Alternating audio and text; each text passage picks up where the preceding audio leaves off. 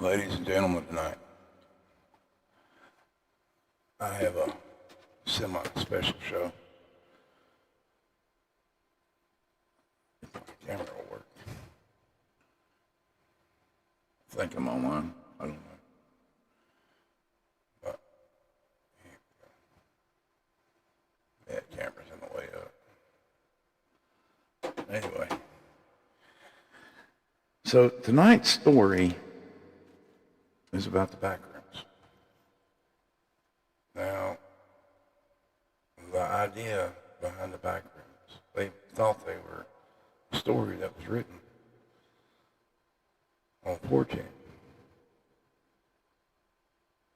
And then once you read it, and well, it's become popular. People started talking about it. They feel connected with it. They feel like they've been there before. But here's the thing. This place is real. I mean real in almost every way you have read. Real in the sense that it's very close to you. Real in the sense that I have in my possession 10 notebooks. One might go ahead and say they're diaries. These was found in a building and brought to me. And in it is a story of a man who was in the backrooms. Now, I'm going to go ahead and tell you that this man is missing. But we will get to his story here in a little bit. Now, I want to take you down a road. I want to start with something that happened to you, each and every one of you. Not me, to you.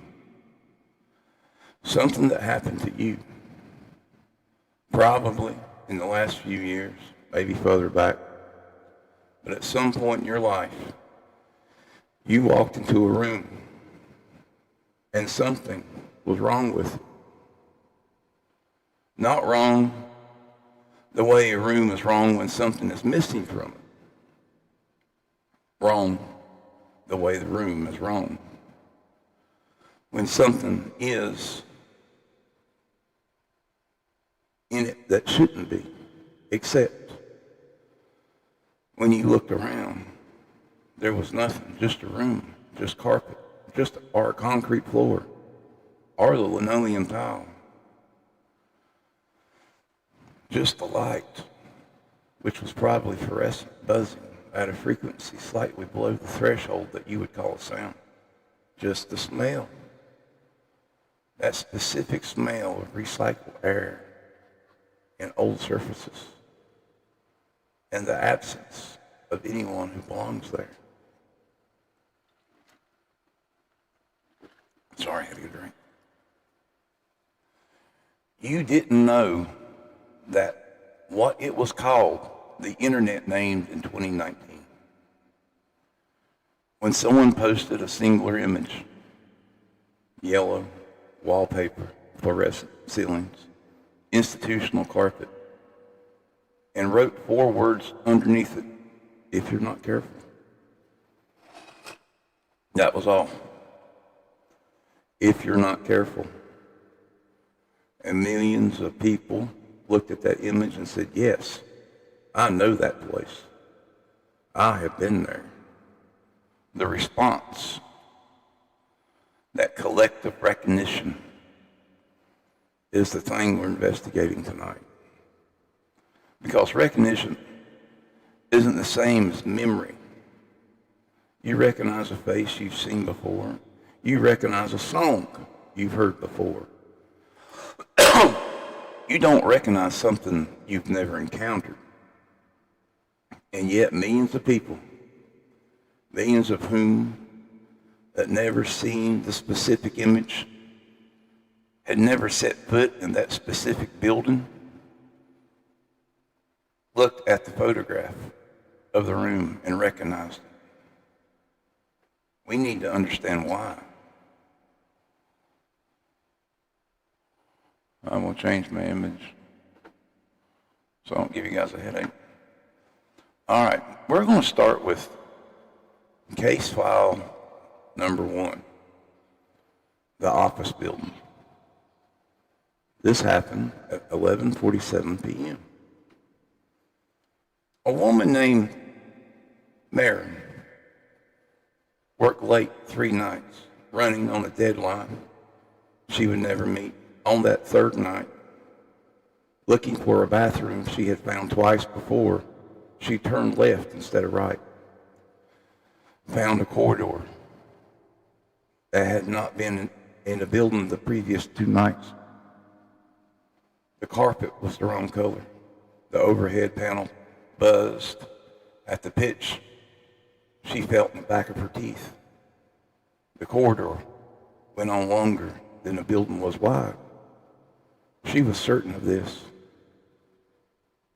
She had looked at this building from the parking lot every night for 3 nights, and she knew exactly how wide it was. She walked back the way she had come. The original corridor was there. The bathroom was there. She did not look for the corridor again. The deadline was missed. She left that job 6 weeks later. She told me when I found her through the Backrooms forum. She'd been posting on for 2 years, and she still cannot be in that office building after 9 p.m. The thing about the light, the specific quality of fluorescent light after dark, makes her certain she is about to turn a corner and find that corridor again. She said, "I know it's there. It didn't go anywhere. I just happened to find the door." Now, here's what your brain is doing when you walk into a liminal space. A lot of people are throwing that word around. If you go watch the movie that's on right now, you're going to hear the word liminal space. And you're probably going to hear the internet talking a lot more about it here lately. And especially after. I expect this movie to take a hold of people. And there are reasons why it will take a hold of people. Now it is being distributed on a greater audience. There's more people and more people that's going to recognize the back room. More and more people's going to see it, older people, younger people, and they're going to know what the back room is. And then you're going to have people going and looking for it, posting on the internet and talking about liminal spaces in the back room. So we need to know how this works. Your brain is a predictive engine. This is its primary function, not perception, not thought, not memory. Though it does all those things, its primary function is to build a model of what is about to happen and flag any deviations from that model as a potential threat. The reason you feel unsettled in an airport at 3 a.m. isn't aesthetics. It's not because the light is cold or the floor is shiny. It's because your brain has a template of what an airport is supposed to feel like. And that template includes thousands of variables. The sound of other people in a certain distance, the smell of food, the smell of exhaust, and a particularly density of human presence. The micro vibrations on the floor that mean crowds are moving somewhere nearby. And at 3 a.m., none of those variables are where they should be. They're gone. Your brain doesn't interpret this as empty. Empty is a known category. Empty is fine. Your brain interprets it as wrong. Wrong means threat. Wrong means something has changed. And you don't know what until you know what. you're in danger. And this is a neurological architecture of liminal dread. It is not metaphorical. It is not poetic. It is a specific threat response firing in your brainstem because the space you are in does not match the space your brain predicted. Now here's the question that this investigator asked. What if the prediction is right? What if the reason your brain flags these spaces as wrong is not because they're empty, but because something about them is actually verifiable, a measurable difference from the spaces that don't trigger the response? What if the liminal dread is not a malfunction of the pattern recognition system, but an accurate reading by that system of something that is genuinely anomalous? That is the thesis of the show, and we're going to prove it.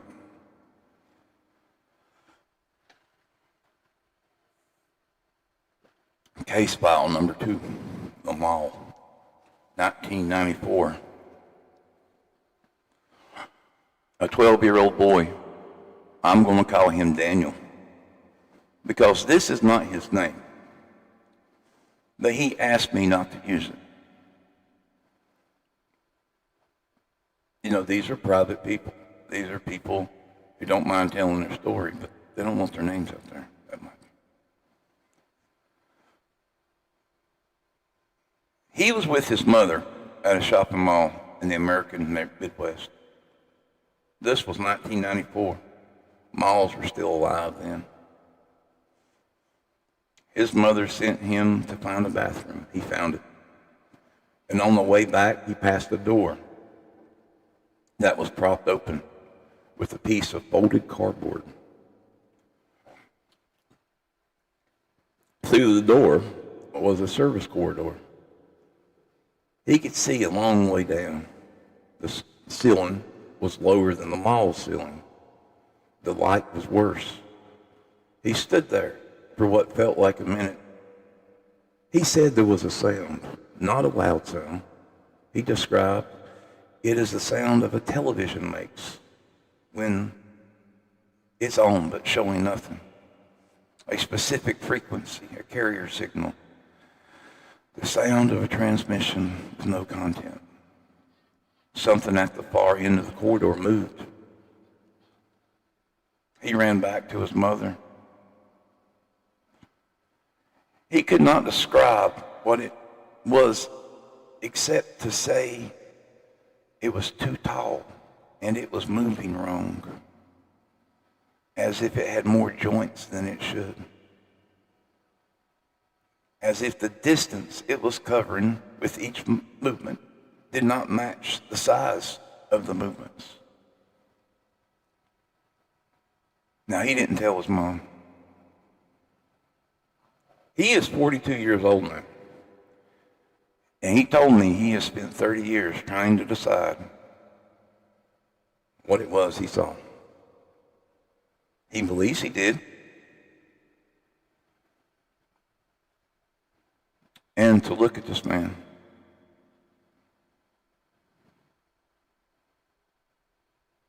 you could see the terror in his face. You can see a man that wanted to forget. When you're talking to people, you know, either on webcam or in person or doing old school investigations, and you're asking somebody questions, and they're laughing and giggling and everything else, and you know that this person's probably not telling all the truth, or they're just making something up. I've heard millions of people tell me their story about different things. And I can see a person or know how a person functions that is trying to pull my leg or has some idea to say something weird so they can get famous. But, you know, that's human nature. But the one thing you can't fake, you cannot really fake, is fear fear is natural. It's primal. It's the ultimate lie detector. That's the reason they used it in MK Ultra. Now, the real backrooms. I want to show you something real, something physical, something you can go and find on a map, something that exists right now as you are sitting in your room.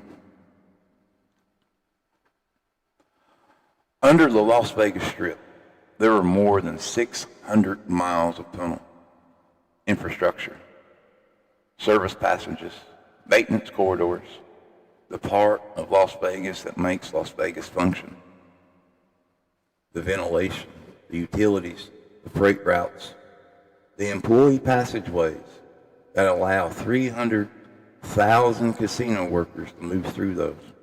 You notice they don't park around the casino.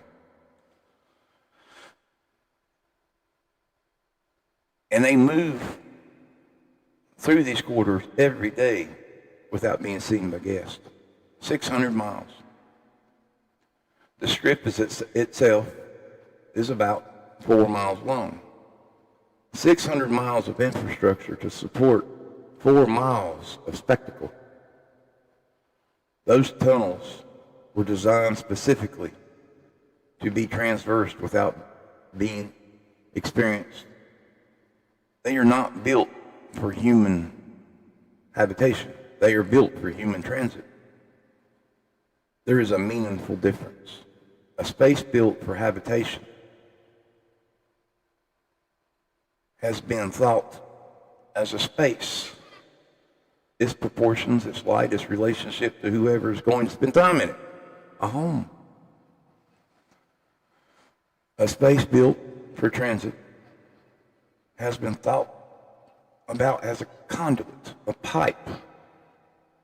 The experience of being inside is irrelevant because you're not supposed to be inside it. You're supposed to be moving through it and then out. Every major hospital in this country has a parallel building inside. The public-facing hospital. The one with the patient rooms and the waiting rooms and the cafeteria. And the service hospital, which runs alongside it, with a completely different spatial logic, different ceiling heights, different lighting, different floor structure. The service hospital is where bodies move, not patients, bodies. The infrastructure for moving human beings horizontally when they cannot move themselves. Outside the sight of patients and family, through corridors that were designed to make that movement efficient rather than comfortable or dignified. The Chicago Tunnel Company, and you need to know this, 62 miles of freight tunnel, 40 feet below the Chicago Loop, dug between 1899 and 1906, used to move coal and merchandise under the city. It was abandoned in 1959. They're still there. 62 miles of tunnel. Jason Gabosh. 62 miles of tunnel. Call done made me jump there. Boy, one of the largest cities in America. Mapped, but not accessed. Maintained enough to not collapse, but maintained enough to be used, sitting in the dark beneath the financial district. These spaces exist.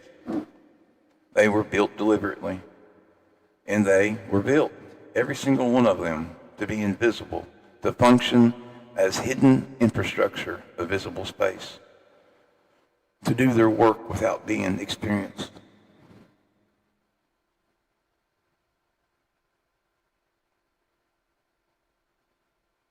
Really? That might sound better, hopefully. I'll check.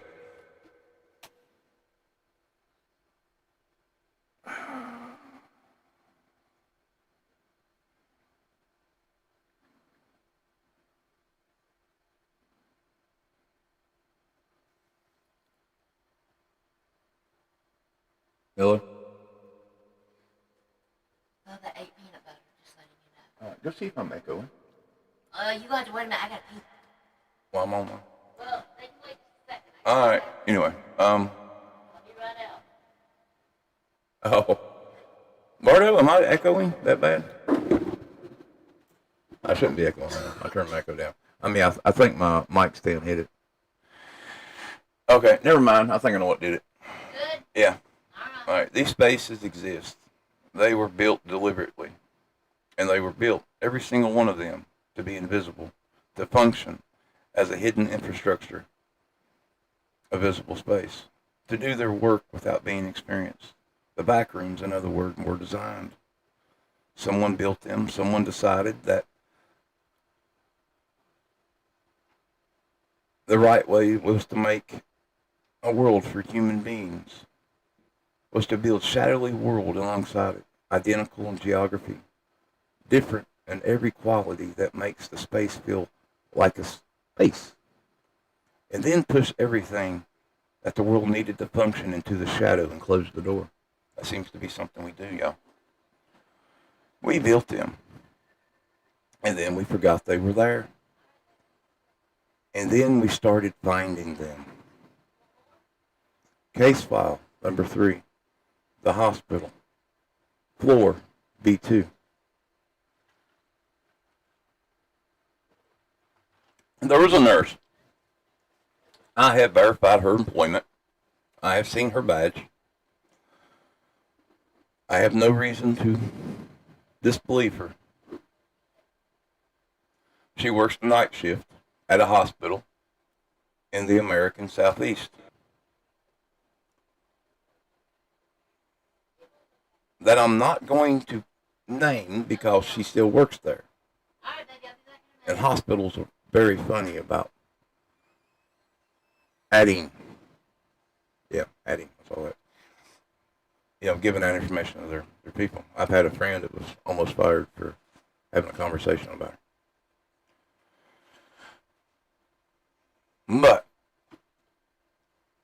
6 months ago, she used a service elevator to transport a cart to the B12 level for the first time in her 3 years at this facility. She had always used the B1 level. The elevator's open. She stepped out. And she said the first thing she noticed, it was too quiet. Not quite the way a basement is quiet. Quite the way a recording studio is quiet. She said it felt like the sound was being absorbed. She moved the cart down the corridor to the supply room she needed. The supply room was where it was supposed to be. Everything in it was correctly labeled. She found what she needed. And on the way back, the corridor was longer. She is certain of this. She counted her steps going in. She counted her steps coming out. There was 11 more steps on the return. She told the facility managers. She told her, he told her that the floor plan was accurate. She asked to see the floor plan. It showed a corridor shorter than the one she had walked. She has not returned to B2. She said to me, whatever they built that level for isn't storage anymore. Something changed. I don't know when. I don't know what uses it now. She paused. And then said, but something does. Now, I have these case files in order of weird. Every time I reached out to someone, or every time I sat down with someone, or every time I spoke to someone on the computer, their behaviors changed. It seemed like it was getting weirder and weirder and weirder.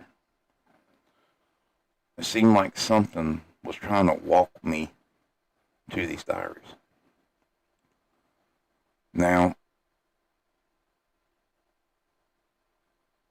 well, we still got a ways to go, but we'll get there. I'm sorry.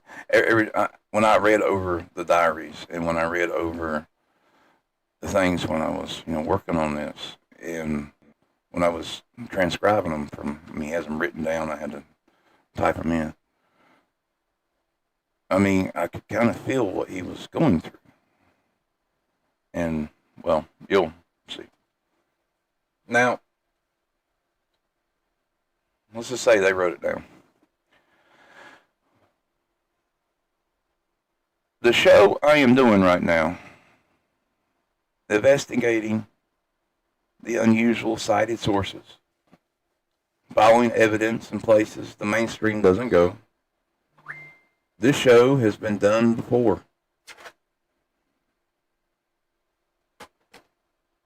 This show was done in Mesopotamia.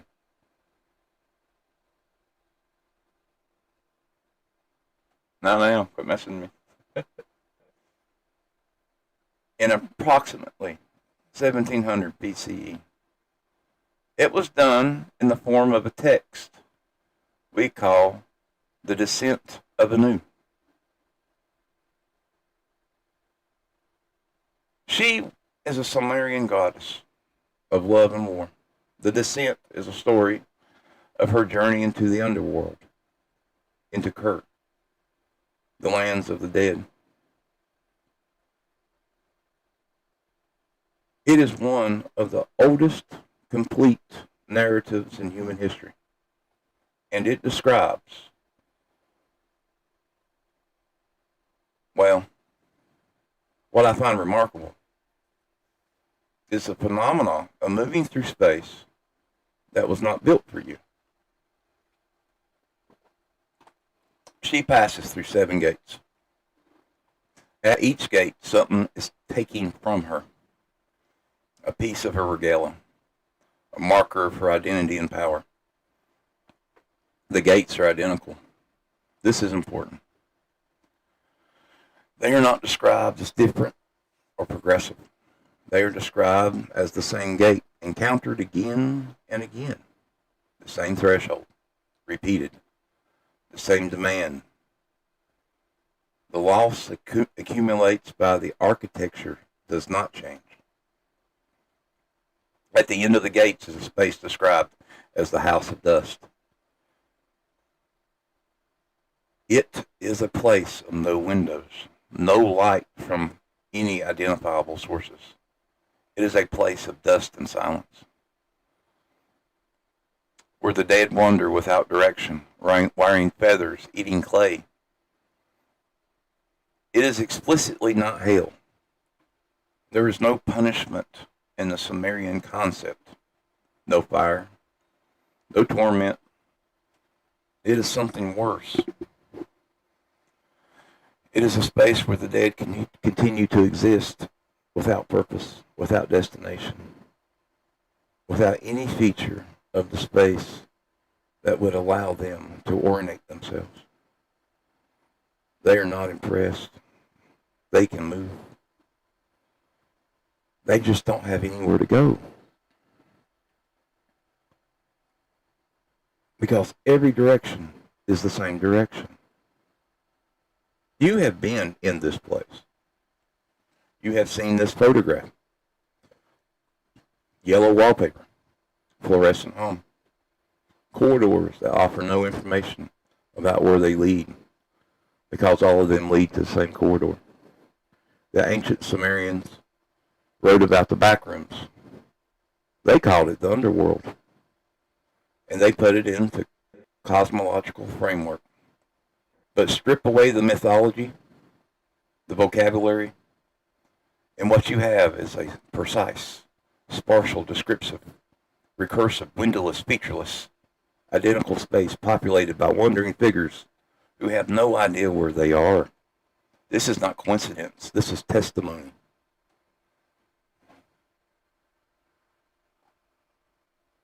Case file number 4. 1927, the archaeologist. In the British Museum archives, there is a set of field notes from an excavation in southern Iraq, 1927. I have read the photographs, or the photocopies. The archaeologist, a British woman, working at the site outside Ur, described opening a sealed chamber in what she believed to be a minor administrative straight-up building. How fun. The chamber was empty except for a clay tablet, a sole single clay tablet, unbaked, which meant it had never been intended to be permanent. Someone had written something on it and sealed it in this room and not fired this tablet, as if the message was meant to decay, as if it was meant to be forgotten. Her translation, fragmentary, because the tablet was partially dissolving.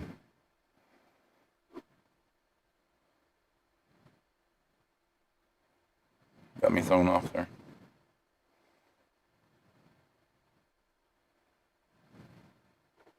I want to make sure I don't oversay this or read it. Okay. What it said was, do not call to them. They hear everything in the corridor. They have been walking since before the city was built. If they hear you, they will follow the sound back. The door will not stop them. The door only works if you're never inside. They opened the door in 1927. The tablet was not cataloged. Her notes that describe it is as probable ritual texts. No administrative significance. She moved on. You got to understand, at that time, women archaeologists, the ones that really want to do this, were not taking that serious. Now, I have spent something like 4 months trying to locate this original tablet. It is not in the museum's public records. A curator told me, and you guys have probably seen him online, he's the British guy with big white hair, politely, that uncatalogued material from the 1920s excavations has not been systematically preserved.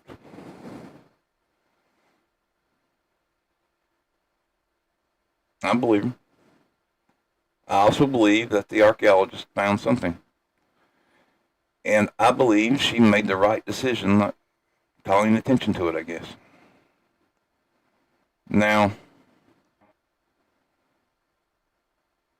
you knew it was coming. We have to talk about the Book of Enoch and the spaces between. As you know, the Book of Enoch is not in your Bible. It was removed. Or more precisely, it was never included from the canonical text by the council that assembled the canon. For some reason, that remains a subject of scholar debate. It survived in the Ethiopian Orthodox tradition. Fragments were found among the Dead Sea Scrolls, specifically in Texas, designating 4Q201 and 4Q202, which are copies that predate the Christian era. Enoch is the seventh patriarch, the one who walked with God and was not, for God took him. The book describes where he was taken. It describes a journey through spaces, places that exist on the edge of the created world, thresholds between territories before they were made and what was not made. In chapters 17 through 19, Enoch describes being shown the prisons of the watchers, the fallen angels, the beings who descended to earth and transgressed. Their prison is not described as hell. It is described as a space that exists outside of reality, a space that has no windows, a space where the distance between things does not behave according to normal rules, a space that goes beyond what the physical dimension would allow. That last part, I want to sit with it. A space that goes on beyond what the physical dimensions would allow. This is a constant phenomenal marker in every serious backroom account. Not the yellow wallpaper, not the fluorescent hum. Those are the 20th century aesthetics overlaid over a modern phenomenon inherited from the specific photograph. The consistent markers is the spatial impossibility. I know it's a big word. The corridor is longer than the building. That's what I'm trying to say. The room has no exterior walls. You walk for 20 minutes in one direction and find yourself back at where you started, but the room has changed. The space goes on beyond what the physical dimensions should allow.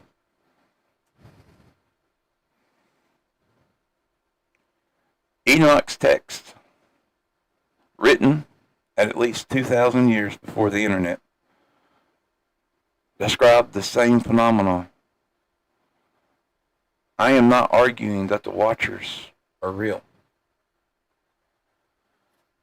I am not arguing for religious readings of the text or some other understanding of the text. I am arguing that whoever wrote it was describing an experience from a specific class of space. That the mythological framework they used to contain and explain that was the civilization's best available vocabulary for something that fell outside the normal realms or normal categories. You know, back when we say, how do we describe seeing something fly in the air? You know, how do we describe something new?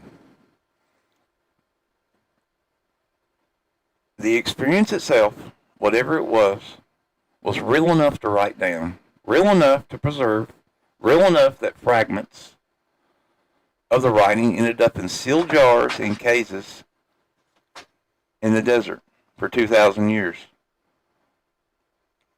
As if whoever hid them understood that the information inside was the kind of information you simply do not discard.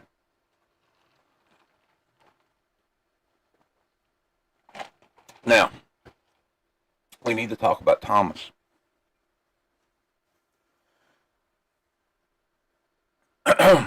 Case file number 5. The man who went looking.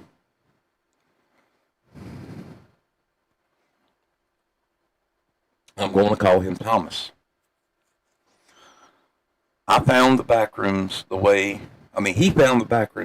way some people find religion. Not through a dramatic effect, but through accumulation. Through a growing sense that the phenomena he kept reading about online was something he already knew.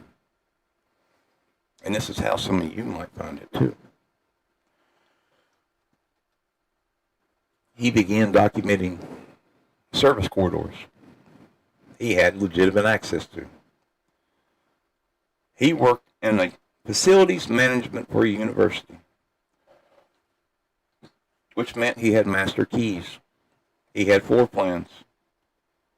He had institutional cover for being in places most people were not.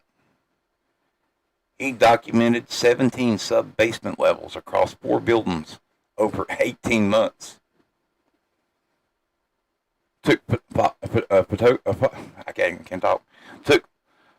photographs, measured corridors, compared his measurements to the official floor plan. 3 of the corridors measured longer than the floor plans said they should be. Not by much, 8 feet, 12 feet, 6 feet. Discrepancies that could be explained by measurement error, by outdated plans, by renovations that never made it into the official record. On the 18th month, he documented a room on the B3 level of the science building. That was not on any floor plan he had access to. The room was approximately 20 feet by 20 feet, and it was empty. The light worked, fluorescent, buzzing. The walls were painted cinder block. There was no reason for this room to exist. There was no utility access, no storage, no apparent function. He stood in the doorway for a long time. He said, I know I shouldn't go in. Not because I was afraid, because something in the room felt like a held breath, like it was waiting. And I knew that if I walked in, whatever it was waiting, and would know where to find him. He closed the door. He resigned from the job 3 weeks later. He told me that he's not been to a sub-basement since. He said, I know the rooms are still there. I know it was a door. The door was the problem. The door means something can come through it in both directions. He has since moved to a house with no basement.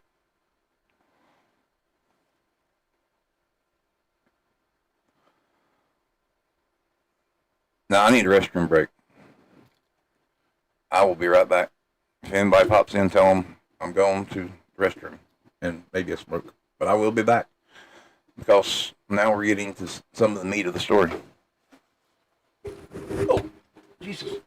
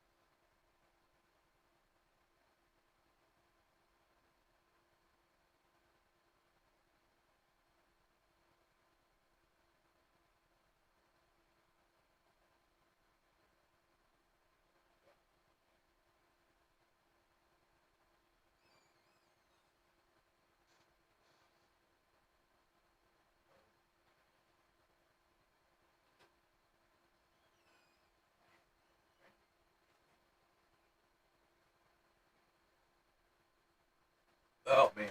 Sorry. I packed my cigarette a little too, whatever, and made myself cough a bunch. So, but, yeah. Sorry, I've been drinking a lot of liquid. I gotta go to the doctor tomorrow, so should be fun. I'm sure they're gonna take a lot of blood, and you always want to drink a lot before you go in. Not a lot of alcohol, but drink a lot of fluid because they got to tap into those veins. And then at my doctors, they always do. All right. The Walker letter. I can talk. Swear to God. All right. The Walker letter. Now, this is some old American. Well, yes, yeah, American. This is out in Spokane. So, Bardo, you might feel a little close to this one. I don't think you will, but you might. In 1840, a Protestant missionary named Walker wrote a series of letters from his posting about the Spokane people of the Pacific Northwest. These letters are held at the Washington State Historical Society. They contain, among the accounts of the conversion efforts and the observations of the life that was out there, filtered through 19th century religious lens, a record of oral traditions that Walker found troubling enough to document, but not troubling enough to understand. I want to be precise about this problem here. Walker was a missionary.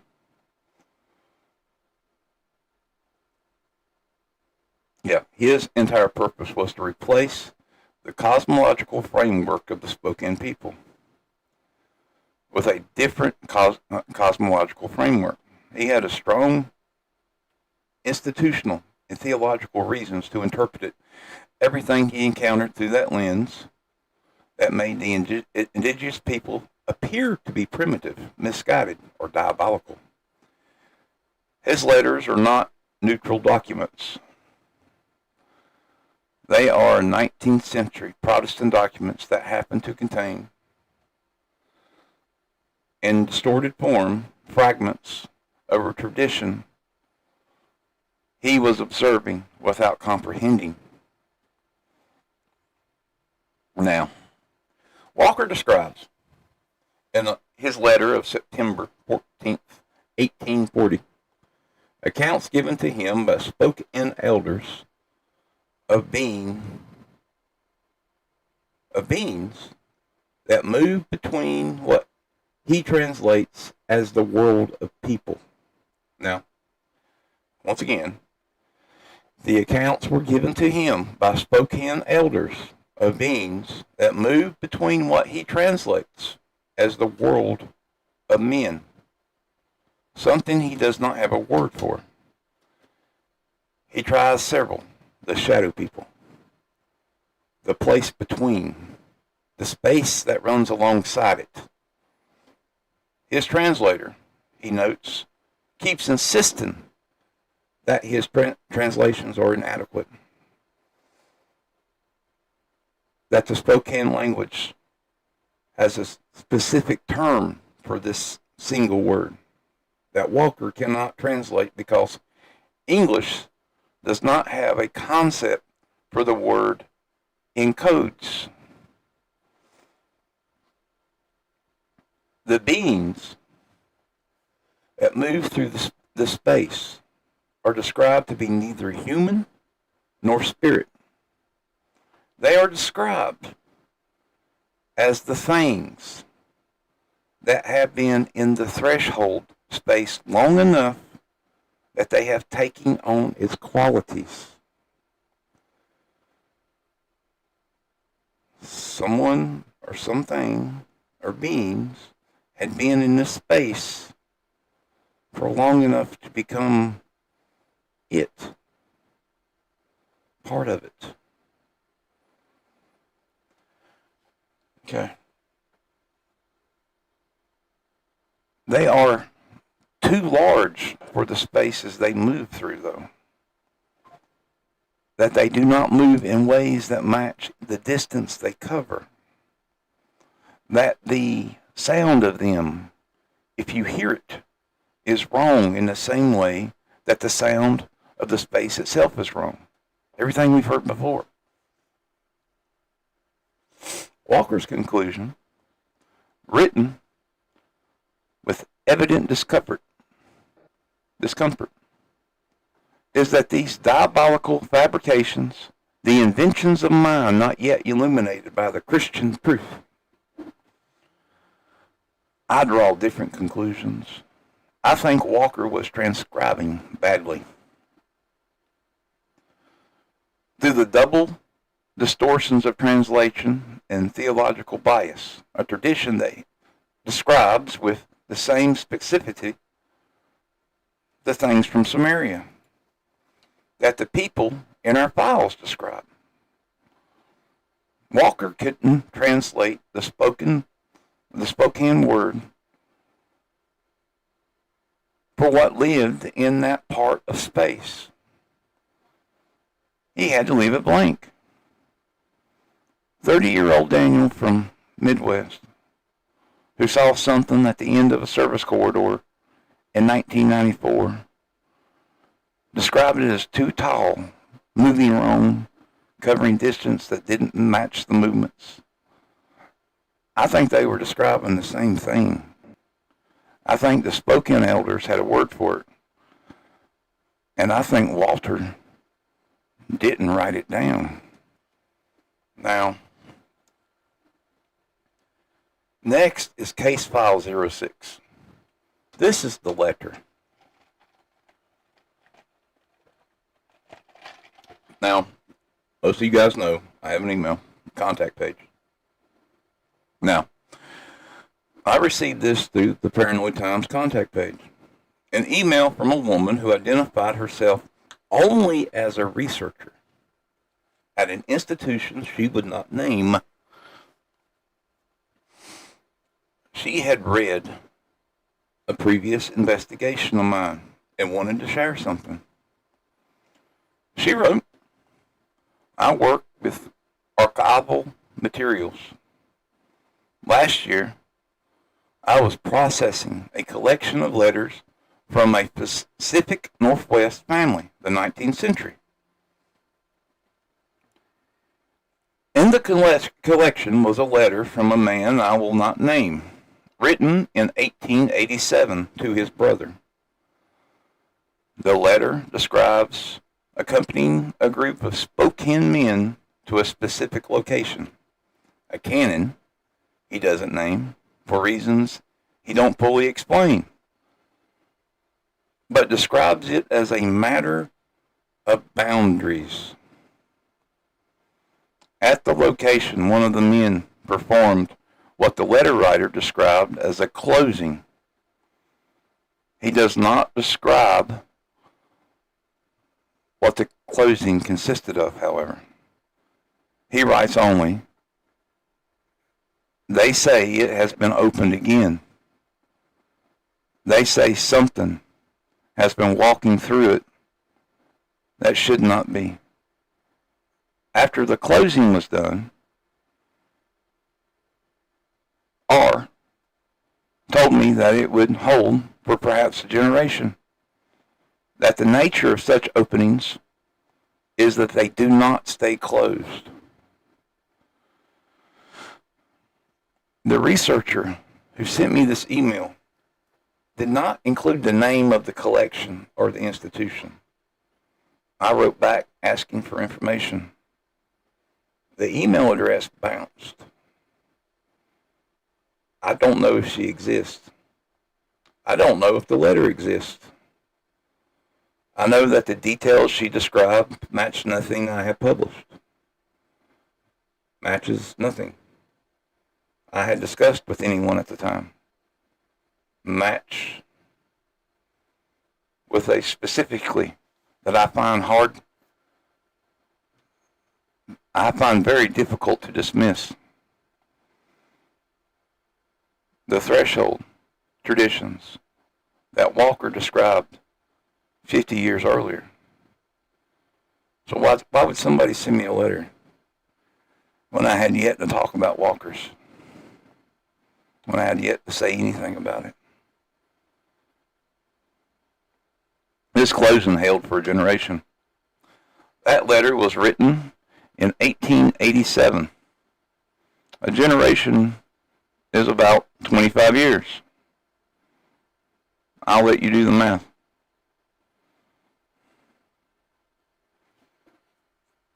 Now, this is the institutional record.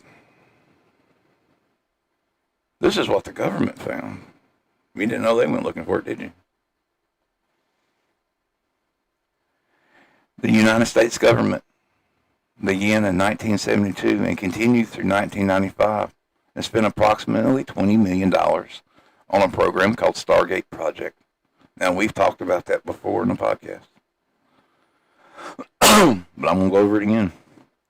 The goal of this program was to determine whether human beings could perceive information about remote locations through means they had no known physical mechanism. What the proper press calls psychic spying.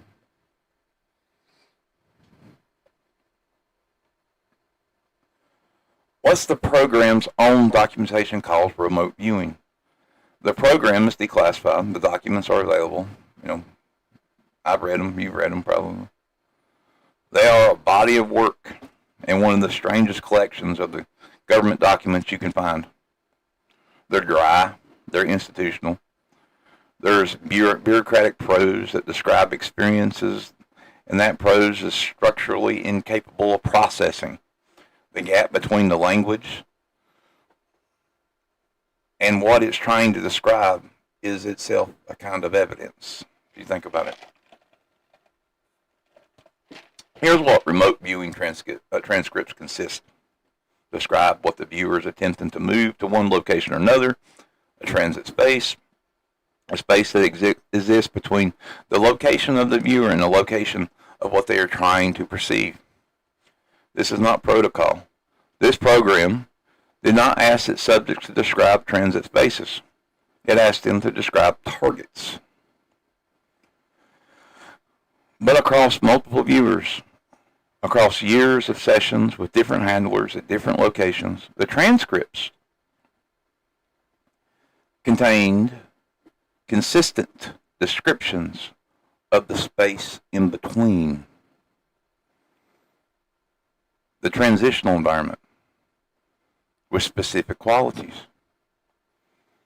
The qualities: low light from no identifiable source, spatial dimensions that did not match the apparent size of the environment, absence of sound in ways that function differently from silence. And in those numbers of transcripts, the sense of other presences in transitional spaces, entities that were not the target of the session and were not part of the perceived world on the other end. The program's documentation refers to this transition or this transit environment in several memos as a non-standard spatial environment, and recommends that the viewers be trained to move through it as quickly as possible without focusing on it. This recommendation appears in the documentation without explanation. No one is quoted explaining why focusing on the transit space is something to be discouraged.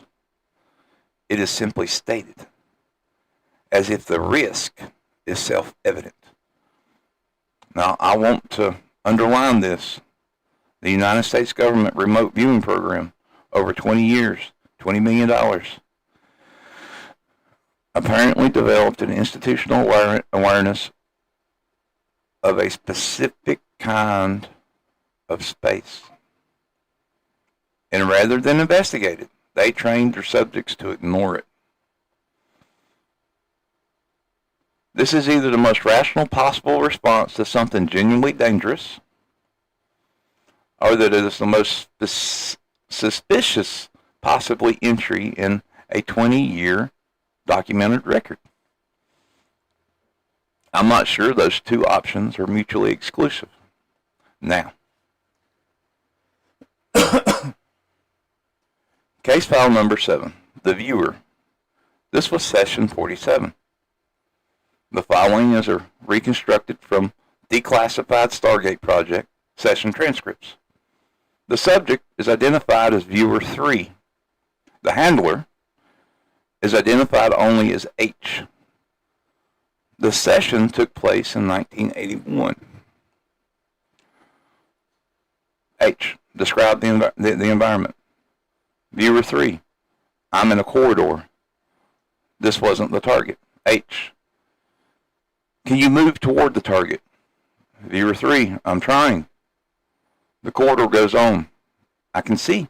It doesn't end. It goes left and it goes right. In both directions that look the same. H. Can you describe the corridor? The light is wrong. There's no source for it. The walls are close. The ceiling is low. It smells like the inside of a machine. Like something that runs without stopping. H. Are you alone? There's a 14-second pause in the transcript. Viewer 3. No. H. Can you describe what else is present? Viewer 3. It knows I'm here now. I made a mistake. I looked at it. H. Please attempt to move to the target location. Viewer 3. You don't understand. Looking at it. When you look at it, it knows where you are. Not just here. It knows where I actually am. Where my body is. H. Session suspend. End of transcript. The session records notes that viewer 3 was removed from active stasis for 3 weeks following the session. The reason gives is recovery from session fatigue. Viewer 3 had other session transcripts for the remaining of their time in the program, but contained no further references to transit environments. Whatever they saw, they learned not to look. Now, the convergence. I want to put it all on the table. We have the descent of Anu, 1700 BCE, describing a reclusive, windowless, identical corridor space populated by wandering figures that the narrative can't account for otherwise. We have the Book of Enoch, 200 BCE, describing spaces at the edge of reality that go beyond what physical dimensions should allow. We have the Walker letter, 1840, describes a Spokane oral tradition far older than his documentation for it, of a threshold space running alongside the world of men, inhabited by entities that have taken on qualities of the space itself. We have archaeological field notes from 1927 describing a clay tablet that warned us for calling out in the corridor.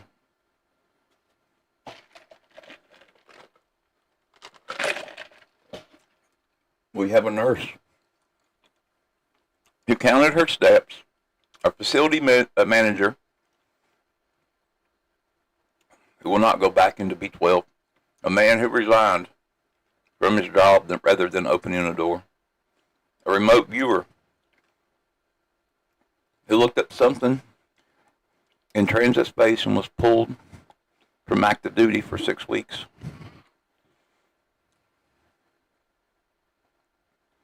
And we have 600 miles of tunnel under Las Vegas, 62 miles of tunnel under Chicago, every hospital shadow building, every office tower, service infrastructure, an entire a parallel world built by human hands that run alongside the one we live in, designed to be invisible, designed to function without being experienced, designed so that people who built it understand on some level that there are spaces you build for use and spaces you built for transit. And the two things are not the same. And here's what the investigation concludes. The Backrooms is not a meme. They are not a creepypasta. They are not a product of sleep deprivation or some architectural quirk or a photograph that happened to a resident. They are a location, a class of locations that exist at the edge of the built world where the infrastructure designed to be invisible accumulates a quality that the infrastructure is designed to be visible that doesn't have. Where the space itself, through ages, through disuse, through specific quality of light and sound that comes from being outside, the perceptual field of anyone who cares becomes something other than what it was built to be. Ancient civilizations knew about these spaces. They knew about them because they were found. They described them in their own way. Not because the experience was supernatural, but because the experience was real. The real experiences that fall outside the available categories get pushed into the sacred because the sacred is the only category that requires an experience to make sense. The Spokane people had a word for that space that runs alongside. Walker couldn't translate it. The CIA trained its viewers not to look at it. The nurse counted 11 extra steps and walked away. The question this investigator ends on is not that they exist. They exist. We built them. We found them in ancient texts. We found them in Indians' oral traditions. We found them in classified government programs that spent 20 years looking at the edges of perception and trained their people not to look. The question is what they are for, not what they were built for. We know what they were built for: freight, maintenance, transit, invisibility, functioning of visible worlds. What they are for now, what they have become, what moves through them in the dark between shifts, between the sessions, between the careful avoidance of everyone who has gotten close enough to understand that some doors work better closed. That question I cannot answer. But I can tell you that whatever is in that corridor has been there for a very long time. That's multiple civilizations. With no possible communication between them. Wrote it down. That the United States government found it and decided the best policy is to teach its people not to look at it. The best policy might not be to look. Now, case file number 8, the final entry. Like I said, I wrote this, and this was the last part originally. And then I got the diary. And you'll understand why here in a minute. Well, in a few minutes. Now, we'll start with case file number 8. Now, I want to tell you about the last interview I conducted for this investigation. This was the last one before I got the diary. In any other world, this would be the end of the story, but it goes on. I met a woman at a diner. She had responded to a call I put online. Researchers, investigators, experiencers, anyone with relevant information. Need anything? She drove 4 hours to meet me. She ordered coffee and did not touch it. She told me she had been to the back rooms. Not in the way the case files describe. a corridor too long, a room not on the map. She said she had been in them for what felt like 3 days. That she had walked for what felt like 3 days through corridors that all looked the same. That she had found, in that time, evidence that others had been there. Before her, there was marks on the wall, a shoe.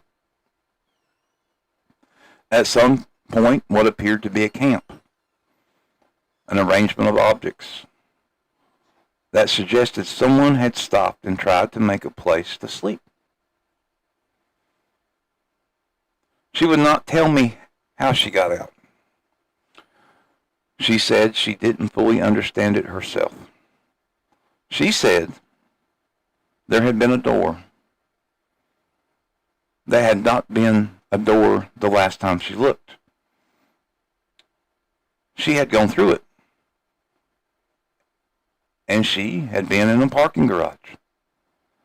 And then she had been in the world. I asked her if she thought others were still in there. She said, I think the ones who were still in there stopped trying to find a way out a long time ago. I think they found places to rest. I think they learned to move through it without looking at the things that move through it too. I think they became part of it. She picked up her coffee, set it down without drinking it. She said, when I'm very tired, or when the light is bad, I can still hear the hum, the specific frequency of it. And for just a second, I'm not sure which side of the door I'm on.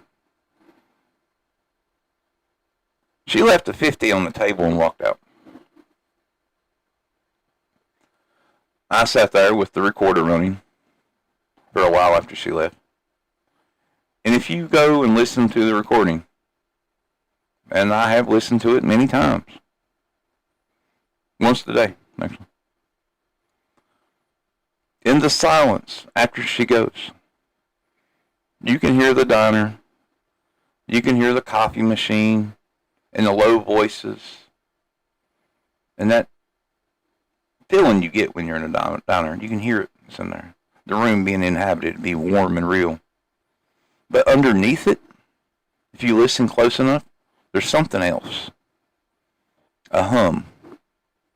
A low, steady, no identifiable source hum. Now,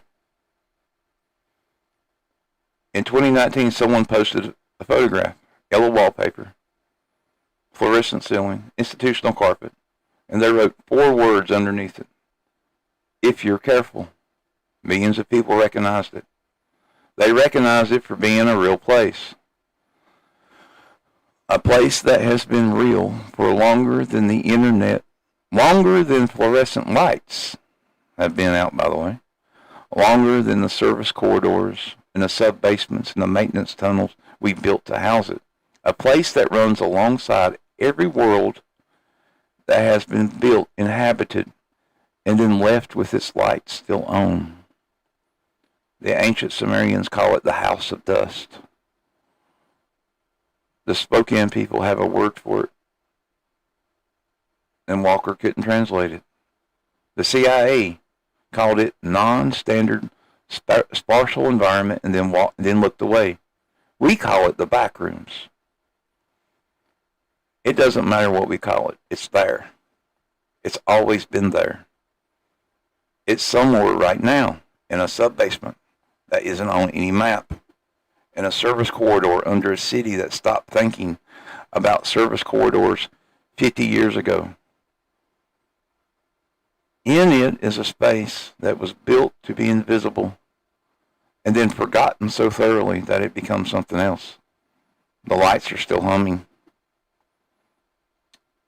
And it hasn't stopped. Now, like I said, I got a lot of water running through me. I'm going to finish that cigarette. So, got to run to the bathroom again. When I get back, we'll do the diary of Joe Marsh. And if you need a break, take one. This is a rough one, guys. I'll be back.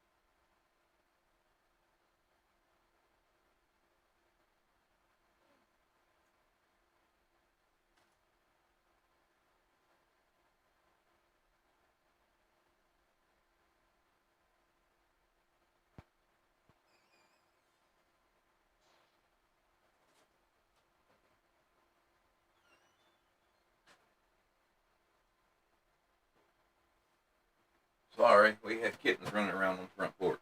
I had to put them back in their box. That's been a issue here lately. I got to make a bigger box for them. They're probably about a month old. Hey, honey, how old's the kittens? About 2 months. About 2 No, months. about a month. Well, when you come back in, you need to look because they were out running around on the ground. They were doing what? They were running around on the ground. Then they got to be over a month. Maybe about 6 or 8 weeks. No, I mean they were out of the box. I know. That's why I said they're over a month old. We need to put them back in there. Anyway. I'll go check them in just a second. Let me make you some coffee. All right, thank you. All right. Now, we'll start with the diary. Now this is what, like all of the other stuff I can handle. Like the people telling me about their experiences and reading through their experiences and the worry and the fear on their faces. Now, I mean, I've been in places that I can't explain. I mean, I can tell you times I've been in a hospital. First time I went to a hospital, I accidentally took the elevator down to the morgue and walked out. If you want to get an idea about what these places look like, just go down to the bottom floor of a hospital. I mean, if you really want to hunt it, you'll get that feeling. You'll get that feeling that every single one of these people got. Or find an old office building and go down to the basement. Or go up to an unfinished floor. Or maybe go into one of the malls we were talking about. Yeah, that'd do it. Go walk in a mall right now. Especially if you're my age. But here's the thing.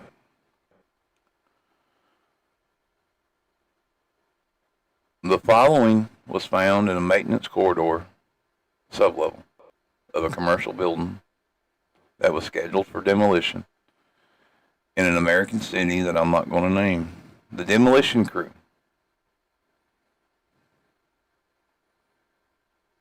foreman brought it to me through a mutual contact. I have verified, to the best of my abilities, that Joe Marsh existed, that he worked as a facilities contractor, and that he was reported missing by his partners approximately 14 months before this notebook was recovered and before it was handed to me. Once again, I'm talking about this one. He had one notebook, but they found 10.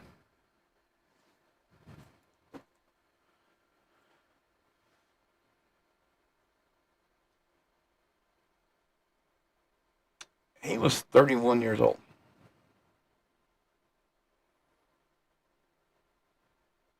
Day one, I think. I have my phone, but there's no signal. And the battery is at 61%. I'm going to use this notebook to keep track of my time instead of running down the battery looking for a bar. When I find a way out, I will post all of this. It will be funny. The story of how I got turned around in a maintenance sub level for hours. Now here's what happened. I was contacted. I mean, this is what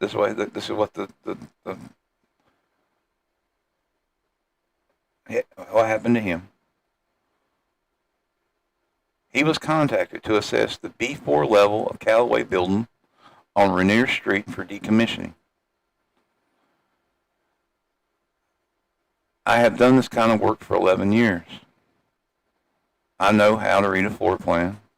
I know how to navigate basement infrastructure. I went in with a flashlight, a floor plan, and a backpack with water and a granola bar because I was going to be down there for 2 hours at the outside. The floor plan does not match what's down here. I have walked back to where the service elevators should be 4 times now and found the same junction, 2 corridors. Both go in the same direction despite the fact that one should be going north and one east. My compass confirms they are both going the same direction. This is not possible. I have checked the compass. It's working. The light is on. I don't know where it's coming from. Apparently, the fluorescent panels in the ceiling are not connected to any power conduit I can identify. They are just simply on. They have been the whole time. They make a sound that I can feel in the back of my teeth and my elbows. I'm going to rest and start again. It's a navigation problem. I have solved harder ones. I ate the granola bar. I was hungry. I should have not eaten it so soon. Now I'm keeping in mind I'm reading how he was writing this down. Not me, him.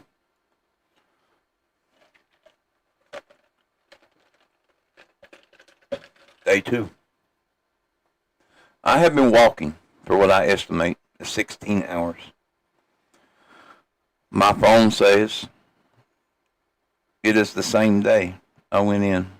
I checked the timestamps 3 times. The phone clock has stopped. The battery is at 58%, down from 61%. It has been running for what the phone believes to be less than an hour.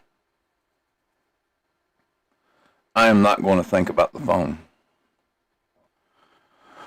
I found a room today, 20 by 20 maybe, cinder block walls, institutional paint, the pale green that hospitals use before anyone thought about what colors do people who are sick. Give me your clear cup. Let me refill it. The door is there, but there's no handle on the room side. I did not see this when I went in. I noticed it when I turned around. It went back. I went back out through the door. The corridor was different. I do not mean it looked different. I mean I measured it. I counted my steps going in. 42 steps from the last junction at the door. 42 steps coming out brought me to a wall. The corridor behind me was approximately 30 feet shorter than the corridor I had walked through. I stood with my back against the wall for a while, and then I walked forward. 42 steps brought me to the junction. So the corridor had been a different length, despite, or depending on which direction I measured it. I wrote this down 3 times to make sure I was writing it down correctly. Each time, it says the same thing. The corridor has a different length, depending on which direction you measure it. Thank you. There were marks on the wall, not recent. Old marks at shoulder height. The kind of marks you make by dragging your fingernails across the wall. They go in different directions. Whoever made them came this way more than once. They went back and forth a great many times. I am trying not to count how many times. Day 3. I heard something last night. It was in the pale green room, which I have returned to because it has a door that closes. And this is the only space I have found that has anything that could be called a boundary. I was sitting against the wall opposite the door and heard something in the corridor. The sound was ambiguous. That is a word I keep coming back to, ambiguous. It sounded like footsteps. It sounded like something else. Something without an analog in my expressions, my experience. Something that my brain kept trying to resolve into a known sound and couldn't. Like the sound of a large object moving through a space too small for it. But there was no scraping, no impact. Just the sound of displacement. The sound of something that takes up a great deal of space moving through air. It went past the door. It was in the corridor for what I estimated was 4 minutes. And then it was not. I did not open the door to look. I want to be clear about this. I made a deliberate decision not to open that door and look. I am going to continue making that decision. My water is half gone. I have been rationing. I am hungry in the way that is in the beginning to affect my thinking. I can feel the edges of my thoughts going soft. The way thinking goes soft when the body is not being fed. I need to find a way out today. I will find a way out today. I found another notebook this morning, left in the pale green room, on the floor, in the corner I was not sitting in. I don't know how long it was there. I don't know if it was there when I arrived. The handwriting inside is not mine. I am not going to transcribe what it says. I am going to say that whoever wrote it was here before me, and that the notebook ends mid-sentence, and that the final page is stained in a way that I am choosing not to identify. I have put the notebook in my backpack. I don't know why. It seems wrong to leave it. Day 5. I lost a day somewhere. The entries in this notebook do not account for my continuous stretches of time. I have gaps. I don't know what happened in those gaps. My body shows evidence of the gaps. I am more dehydrated than I should be, more hungry. My left hand, when I woke today, had the fingernails of 2 fingers torn down to the wick. I have no memory of doing this. There is no blood. The wounds are clean. And if they happened long enough ago, that whatever minor bleeding they caused had been since dried.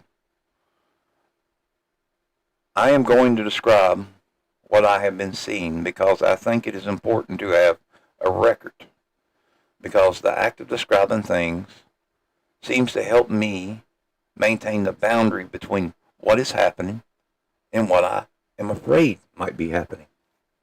The corridors change. I have accepted this.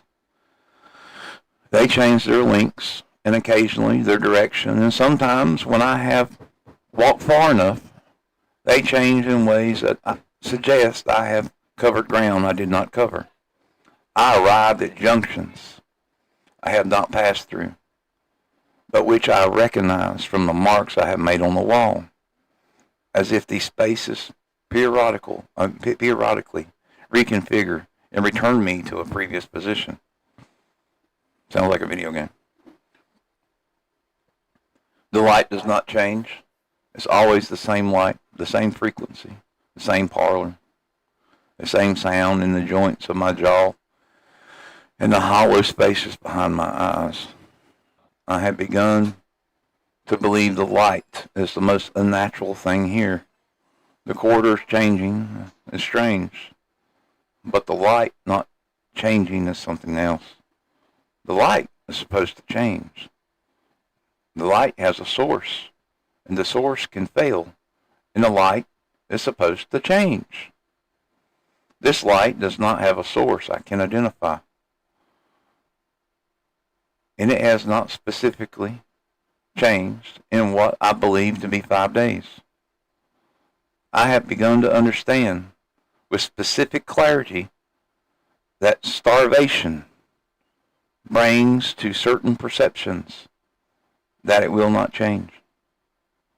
That the light was here before I arrived. Will be here after I'm gone. And does not have a relationship with the time in a way that normal light does. I found a third notebook yesterday, or the day before, also left in the room. Also ending mid-sentence, different handwriting. The handwriting looks like it had been written by someone whose hands were shaking badly.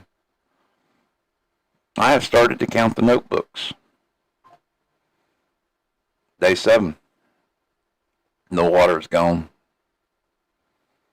I finished it this morning. I have been very careful with it, and it's gone. The thing in the corridor.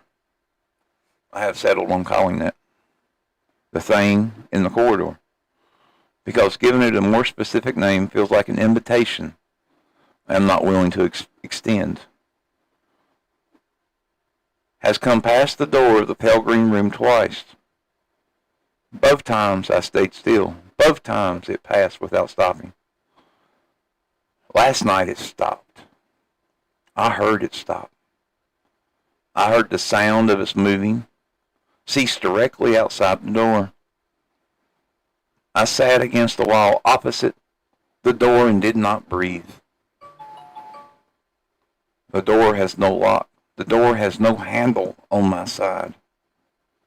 If it opened the door, there would be nothing I could do. It stood outside the door for what I estimate was 11 minutes. I counted. I needed something to do with my mind to keep it from going where it wanted to go. Then I heard something I didn't expect. I heard it breathe. I say breathe. Is what I mean that I heard a sound that served as the same function as breathing, a regular, rhythmic intake and release of air, or something like air, at intervals that correspond with respiration. But the sound was wrong. In the same way, all sounds here are wrong. Too low, too slow. The interval between the intake and the release was longer than any living thing I have heard. As if whatever it is had very large lungs, or lungs in the wrong arrangement, or something that is not that is not lungs, but performs the same function with a completely different geometry.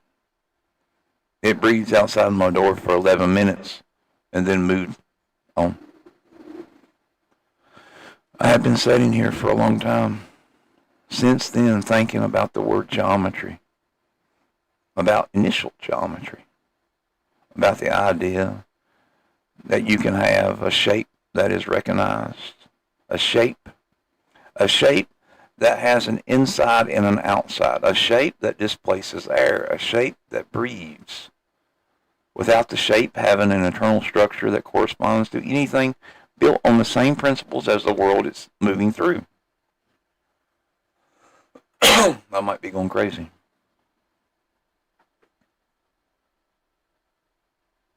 You know, I think, now, I'm thinking back to the other case file, the woman.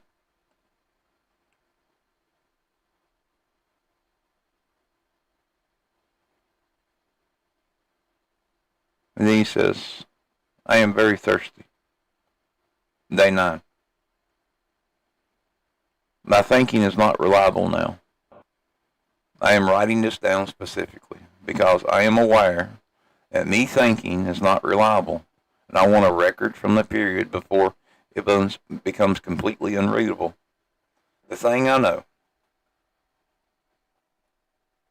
I am dehydrated. I have not eaten in 4 days. The human body begins to experience significant cognitive impairment at 3 days without water. I am past that. The things I am perceiving may not be accurate representations of what is here. The things I am perceiving, the walls are different. Not different in the ways they have been different. The corridors changing their links. The junctions rearranging. Different in a more fundamental way. The textures of walls. The cinder blocks is still cinder block. But the surface of it has a quality it did not have when I arrived. A dampness. That is not quite dampness. A warmth in certain sections that should have been given the ambient temperature, which has been constant and cool. In several places, the wall has given slightly under my hand, as if behind the block there was something that yielded pressure. I have not pressed on those places again. The marks on the wall I initially interpreted as fingernail marks, the long lateral scratches at shoulder height. I have been looking at them more carefully now. Some of them are not lateral. Some of them are not shoulder height. Some of them are at the floor level, and they are going in the wrong direction, towards the wall rather than along it, as if something was trying to get through, as if something did get through. I found my fourth notebook last night in the corridor, not the room, just sitting in the middle of the floor. I have not been able to bring myself to open it yet. I put it in my backpack with the others. The backpack is heavier than it should be. I have not eaten anything or refilled anything since I got here, and yet it is heavier. I have not looked inside. My phone is at 54%. It has been at 54% for what I believe is 4 days. The clock still shows the same day I came in. I have been down here longer than my phone believes. I have been down here. I am going to think about this carefully. My phone is wrong, or I am wrong. Given what I know about dehydration, starvation, and the human body's relationship with time under extreme stress, the rational conclusion is that I'm wrong. That the days I have experienced were not days. That my sense of duration has been catastrophically distorted by thirst and hunger, and an unchanging light and unchanging sound. The rational conclusion is that I have been here less than a day. That I'm hallucinating the rest. I do not believe the rational conclusion. Day 11. Something has changed in my body. I'm not going to describe it factual because I'm still capable of factual descriptions, and I do not no longer know how much longer that will be true. My skin has changed its texture. The backs of my hands and my forearms, where I can see them, have taken on a quality that I do not have a precise word for. Not dry. I would expect dry given a dehydration. The opposite of dry. A dampness that comes along inside from being below the surface. A moisture that the skin is producing rather than losing. The skin is slightly luminous in the fluorescent light, not glowing, just retaining the light differently than skin normally retains light. My eyes are adjusting. This is the part I need to document carefully. My eyes are adjusting to the light in a way that eyes do not adjust. After 11 days in the same light, I should be fully adapted. My pupils should be doing what pupils do. My rods and cones calibrated to the ambient conditions. But what is happening is different. What is happening is that I am beginning to see things that are not lit by fluorescent light. Things on the wall. Not through the wall, in them. As if the wall or walls are not fully opaque. As if they have depth. As if the cinder block extends into something other than more cinder block walls or more cinder blocks. And the something other is occasionally moving. I do not believe this is a hallucination. I have been trying to apply this explanation to everything I have experienced here, and it has not held. Hallucinations are not consistent across days. They do not leave physical evidence or addresses. The notebooks in my backpack are physical evidence. My torn fingernails are physical evidence. The way my skin is retaining the light is physical evidence. I believe this space is changing me. I believe this is what it does. I believe this is what happened to the people who wrote in the other notebooks. That they were here long enough that the boundaries between themselves and the kind of space begins to fail. That the inside and the outside of the person is ultimately just another kind of threshold. And that this place is a place where the threshold fails. The thing in the corridor came back to my door again last night. I did not stay still. I pressed my hand against the door and said, I am not ready yet. It stood there for a long time and then it moved on. I don't know what I meant by it. Day 13. I opened my backpack today. There were 9 notebooks inside. I bought one, my own, and arrived with 1 notebook. There were 9. I have read 3 of them. I will not write down what they contain. I will say that the handwriting in each one is neat, begins neat, and ends wrong. Not illegible, but wrong. The letters forming correctly in the correct arrangements of them. The page begins. What is that? Okay. Sorry, cat got me.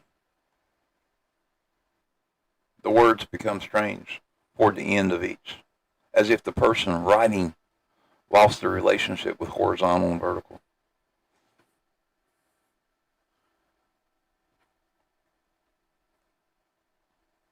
As if they stopped being able to locate the edge of the surface. Behave, cat.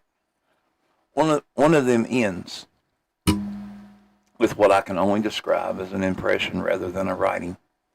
A pen pressed into a page without moving.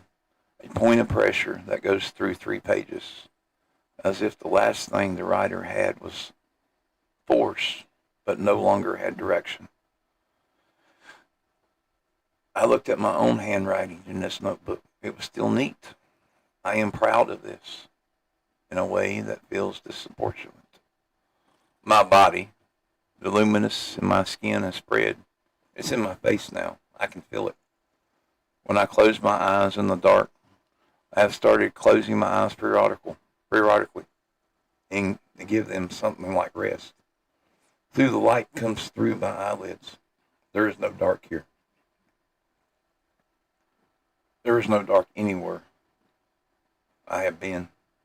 I can see the light of my own skin is giving off. Not much, less than a candle, but present. I can hear the walls now. Not the sounds in the walls themselves. A low, continuous structural sound that is different from the hum. A biological sound. The sound of a large thing breathing very slowly. I said before that I thought the thing in the corridor was lost. I do not think that anymore. I think everything here is part of the same thing. The corridors and the wall and the light and the sound and the things that move through the corridors. I think they are one organism. And I think The organism is very old. And I think the organism did not notice me when I arrived, but has begun to notice me now. I think I have been noticed. Day 15. I'm not hungry anymore. This is the thing that frightens me the most. A person who has not eaten in 11 days should be on the terminal stages of starvation. They should be beyond hunger, into a specific wrongness of body consuming itself, the muscle loss, the organ strain, the mental dissolution that comes when the brain running on ketones and depression. I've read about all this. I know what it is and supposed to feel like. I am not hungry. I am not thirsty now. I have not eaten or drunk anything in 11 days. And I feel not well. I do not feel well. I feel sustained. I feel as if something is providing what my body needs, drawing it from somewhere, sourcing it from the air, or the light, or the walls, or the particular frequency of the sound that I feel in every joint of my body every moment I am here.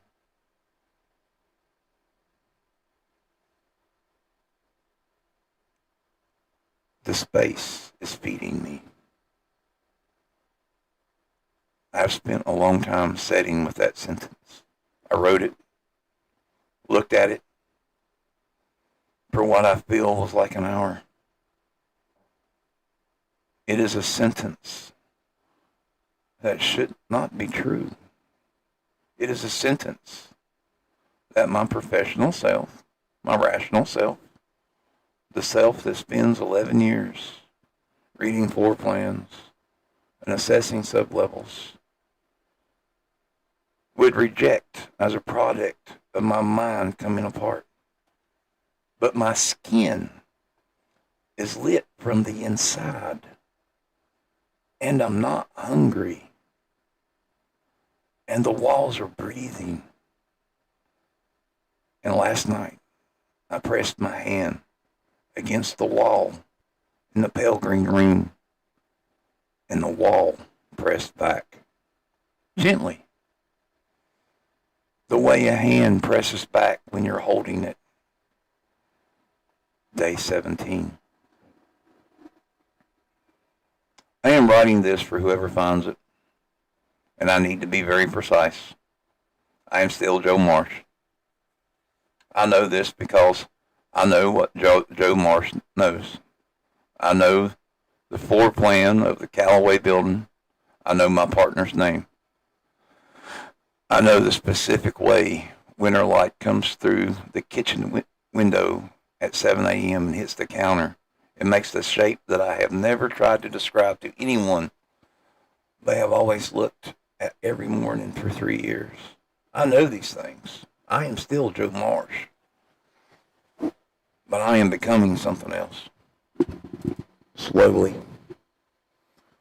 The way a house becomes a ruin, not by any single event, but by gradual failure of the boundary between the inside and the outside. The roof gave a millimeter, the windowsill contracted a little bit. Water finding the single point of entry and then having an infinite patience over the water. All the time in the world. My hands do not look like hands anymore. My hands do not look like hands anymore. The luminosity has organized itself. What was diffused in general has become specific lines, patterns, arrangements of light under the skin that moves slowly, very slowly, with a rhythm that does not correspond to my heartbeat, but that is regular in its own way, as if a second system has established itself beneath the first and is running alongside it. I can see through walls now. Not through them entirely, not X-ray, not transparency, but I can see the depth in them. I can see that the cylinder blocks is not solid, that it has a structure inside it, that the structure has been there for a very long time, and it predates the building, that the building was built around something that was already here. What was already here is very large, very old, and it's not very malevolent. I want to be clear about this. I was afraid of it for a long time, and I'm not afraid of it anymore. It is not evil. It is simple, so far from human, in every relevant characterization that a human and moral categories do not apply to. It did not bring me here. It did not intend me any kind of harm. I fell into it the way you fall into a river. And the river did not want you in it. They did not want you there. The river has no wants, but once you were in it, the river is what the river is. The thing in the corridor is part of it. Not a specific creature, a process. The way a white blood cell is processed rather than a separate organism. The corridor thing is what the space sends out to investigate things.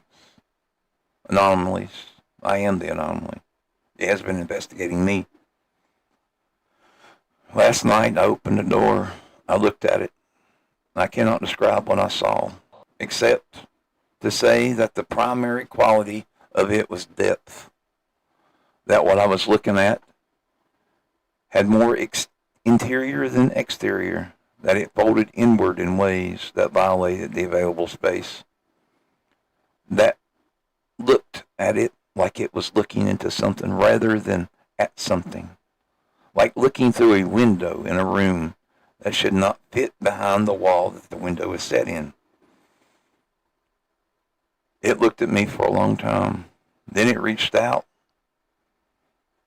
I say reached out, I mean a portion of it extended toward me that served the function of reaching out. And it touched my face. It felt like being recognized. Day 19. I think this is the last entry I will write, not because I'm dying. I do not think I'm dying. I think dying is no longer an acceptable description of what is happening to me. But because I am reaching the end of the frame of reference for which writing is the way that makes sense. And I will try to say clearly what I mean. The light under my skin is not mine anymore, or it is mine. But it is also the spaces. The boundary between my body and the space has become preferable in both ways.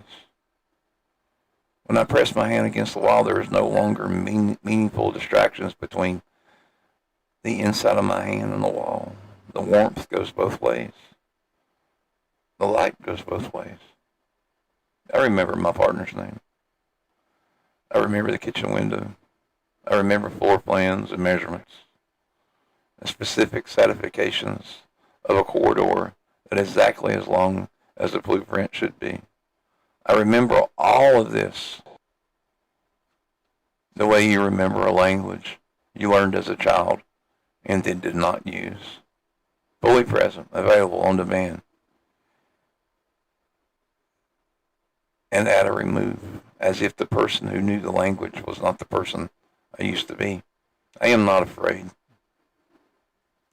I want whoever reads this to know I have spent the first 2 weeks afraid, of thirst, of hunger, the thing in the corridor, the walls, the light. The fear was appropriate. The fear was the correct response. If you find this notebook and you are still in a frame of reference where fear is the correct response, be afraid and use fear. Let it keep you moving. Do not press your hands against the wall. Do not let it press back. Once it presses back, you'll understand that the space and the thing in the space and the light and the sound are not hostile. And once you understand that, the fear goes. And once the fear goes, it finds a way to get in. And without your guard up, it finds your door. And you are no longer the person trying to leave. You are the person who has stopped trying to leave. You remember when the woman in the case file says, I think they're becoming part of it? She was right. She was exactly right. The guy goes on to say it was not painful. It's not violent. It's not the way you imagine it. It's just a threshold. The last one. The one that goes only in one direction. He goes on to say, I am leaving the notebook in the corridor for whoever comes next. I am leaving all 10 of them. I put them in a neat stack by the door in the pale green room. And if you find them, and you still count them, and a number makes sense to you, use the time you have. The time when the numbers still make sense is the time when leaving is possible. I was a good facilities contractor. I knew how to read a floor plan. There are no floor plans for where I'm going. But I am not afraid. The light is. The notebook was found with 9 others in a stack beside the door in the pale green room on the B4 sublevel of the Callaway building on Reiner Street. The demolition crew that found them did not enter further into the doorway. The crew foreman told me that the room, when they opened the door, was warm. Not the warmth of a room that had been heated. The warmth of a room that had been occupied. He said there was a smell. He could not describe it, except to say it was not unpleasant, that it reminded him of something he could not place, something from a very long time ago. The room was empty. The fluorescent panels were on. The building was demolished 6 weeks later. I do not know what happened to what was inside when the walls came down. The foreman who brought me the notebooks moved out of the city shortly after. And he has not responded to any of my messages. Joe Marsh has not been found. Because if there is, I'm going to beat his little butt. No, that's all. And by the way, like always, I will post the sources and stuff in the description if you do want to check them out. You're going out after you attack me. I'm on. He scratched my throat. And I will be on same time tomorrow. After I get back from the doctor, maybe I'll have good news. Stay paranoid, my friends. And thank you.